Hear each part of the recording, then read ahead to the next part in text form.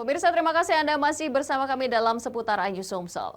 Mirisnya sarana dan prasarana SMP Negeri 5 Palembang hingga saat ini masih berlantai kayu bahkan atap yang nyaris ambruk. PJ Wali Kota Palembang meninjau lokasi dan memerintahkan Dinas Pendidikan Kota Palembang mensegerakan proses renovasi. Bangunan SMP Negeri 5 di Jalan Syakya Kirti Lorong Pancasila, Kecamatan Gandus, Palembang sangat memprihatinkan. Di mana separuh bangunan tersebut berlantai kayu yang rapuh, atap yang nyaris ambruk, serta fasilitas pendukung seperti meja maupun kursi yang telah mengalami kerusakan. Untuk laporan perbaikan bangunan telah tersampaikan sejak lama, akan tetapi realisasinya belum ada hingga saat ini. PJ Wali Kota Palembang Ratu Dewa yang didampingi Kepala Dinas Pendidikan serta beberapa OPD lainnya meninjau langsung kondisi bangunan.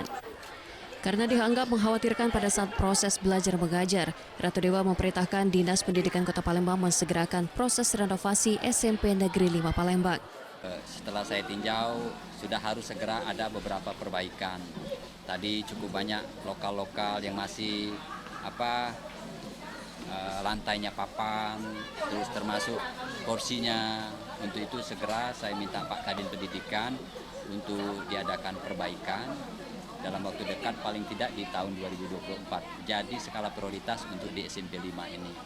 Dengan sarana prasarana yang baik akan memberikan kenyamanan dalam proses belajar mengajar yang nantinya akan mencetak generasi bangsa yang pintar dan tangguh.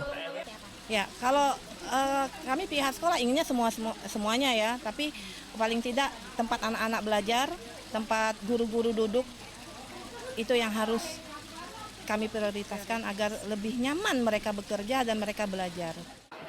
Dari Palembang, Erwin Setiawan, iNews melaporkan.